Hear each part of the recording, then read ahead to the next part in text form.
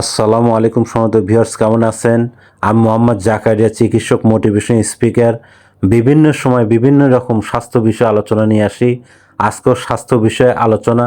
আজকের আলোচনার বিষয় যে স্ট্রোকের সাধারণত লক্ষণ কি কি দেখা যায়। তাহলে ভিডিওটা প্রথম থেকে শুরু করে শেষ পর্যন্ত না টেনে শুনবো। প্রথমে একটু লাইক দিব, সাবস্ক্রাইব করব, নোটিফিকেশন অন করব, পেজে ফলো দিব।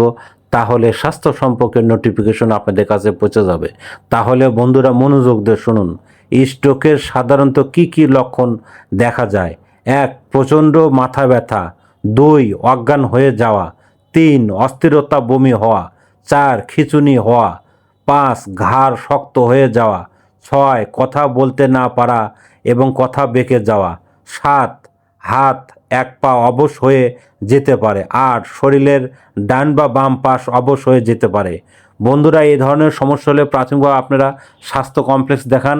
আর আমাদের ইউটিউব চ্যানেলে আপনারা স্ট্রোক নিয়ে অনেক ধরনের 1 পার্ট 2 পার্ট এই ধরনের ভিডিও পাবেন। স্বাস্থ্য নিয়ে আর অনেক ধরনের ভিডিও আছে, আপনারা পাবেন। আর আমাদের বিরাজ মেডিকেল স্টোর 100 বছরের প্রতিষ্ঠান। যে কোনো ধরনের গোপন অসুখ বিসুখ আপনার চলে আসবেন। তো বন্ধুরা, এতক্ষণ মনোযোগ সহকারে দেখার জন্য সবাইকে থ্যাংক ইউ, সবাইকে ধন্যবাদ।